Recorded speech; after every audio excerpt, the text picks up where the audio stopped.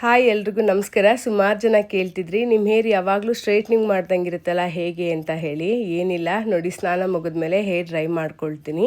ಇದರಲ್ಲೇ ಹೇರ್ ಕೋಮ್ ಕೂಡ ಮಾಡ್ಕೊಳ್ತೀನಿ. ಅಗಾರೋ ಬ್ರ್ಯಾಂಡ್ ಹೇರ್ ಡ್ರೈಯರ್ ಇದನ್ನು ಸುಮಾರು ವರ್ಷಗಳಿಂದ ಯೂಸ್ ಮಾಡ್ತಾ ಇದ್ದೀನಿ. ನಂದು ಲಾಂಗ್ ಹೇರ್ ಆಗಿರೋದ್ರಿಂದ ತುಂಬಾ ಸಿಕ್ಕಿಡಿಯುತ್ತೆ, ಮೇಂಟೈನ್ ಮಾಡೋದು ತುಂಬಾ ಕಷ್ಟ.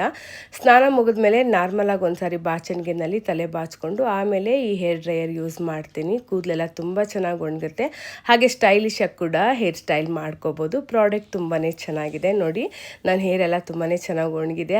ಈಗ ಹೇರ್ ಡ್ರೈ ಮಾಡಿದಾಯಿತು, ಕೋಮ್ ಕೂಡ ಮಾಡಿದಾಯಿತು. ಈಗ ಹೇರ್ ಸ್ಟ್ರೈಟ್ನಿಂಗ್ ಮಾಡ್ಕೊಳ್ತೀನಿ. ನಾನು ಯಾವುದೇ ರೀತಿ ಪಾರ್ಲರ್ಗೆಲ್ಲ ಹೋಗಿ ಯಾವುದೇ ರೀತಿ ಸ್ಟ್ರೈಟ್ನಿಂಗ್ ಮಾಡಿಸಿಲ್ಲ, ನಾನು ಮನೆಯಲ್ಲೇ ಮಾಡ್ಕೊಳ್ತೀನಿ. ರೀಸೆಂಟಾಗಿ ಅಮೆಝಾನಿಂದ ಈ ಹೇರ್ ಸ್ಟ್ರೈಟ್ನರ್ ತೊಗೊಂಡೆ. ಪ್ರಾಡಕ್ಟ್ ತುಂಬಾ ಚೆನ್ನಾಗಿದೆ. ಇದು ಕೂಡ ಇದೊಂದು ಮನೆಯಲ್ಲಿದ್ದರೆ ಸಾಕು, ಮನೆಯಲ್ಲಿರೋ ಹೆಣ್ಮಕ್ಳಿಗೆಲ್ಲ ತುಂಬಾ ಸುಲಭ. ಬೇಗನೆ ಸ್ಟ್ರೈಟ್ನಿಂಗ್ ಮಾಡಿಕೊಂಡು ಯಾವುದಾದ್ರು ಮದುವೆಗೆ ಫಂಕ್ಷನ್ಗಳಿಗೆ ಹೋಗಬೇಕಂದ್ರೆ ಬೇಗನೆ ರೆಡಿ ಆಗ್ಬೋದು.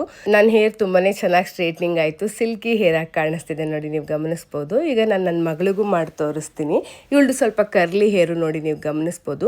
ಈ ಪ್ರಾಡಕ್ಟ್ನ ನಾವೊಂದು ವಾರಕ್ಕೊಂದು 2 ಸಾರಿ ಯೂಸ್ ಮಾಡ್ತೀವಿ ಅಷ್ಟೇ. ಹೇರ್ ಯಾವಾಗಲೂ ಸ್ಟ್ರೈಟ್ನಿಂಗ್ ಮಾಡಿದಾಗೆ ಇರುತ್ತೆ. ನಾನು ಹೆಚ್ಚಾಗಿ ಅಗಾರೋ ಬ್ರ್ಯಾಂಡೇ ಯೂಸ್ ಮಾಡ್ತೀನಿ. ಇದು ಸ್ವಲ್ಪ ರೀಸನಬಲ್ ಪ್ರೈಸಲ್ಲಿರುತ್ತೆ ಅಂತೇಳಿ ಈ ಪ್ರಾಡಕ್ಟ್ನ ಅಮೆಝಾನಿಂದ ಬೈ ಮಾಡಿದ್ದು. ನಿಮಗೂ ಏನಾದರೂ ಪ್ರಾಡಕ್ಟ್ ಬೈ ಮಾಡೋ ಇಂಟ್ರೆಸ್ಟ್ ಇತ್ತು ಅಂದರೆ ಕಮೆಂಟ್ ಮಾಡಿ, ಲಿಂಕ್ ಕಳಿಸ್ಕೊಡ್ತೀನಿ. ವಿಡಿಯೋ ಇಷ್ಟ ಆಗಿದ್ರೆ ಲೈಕ್ ಮಾಡಿ. Thank you so much for watching.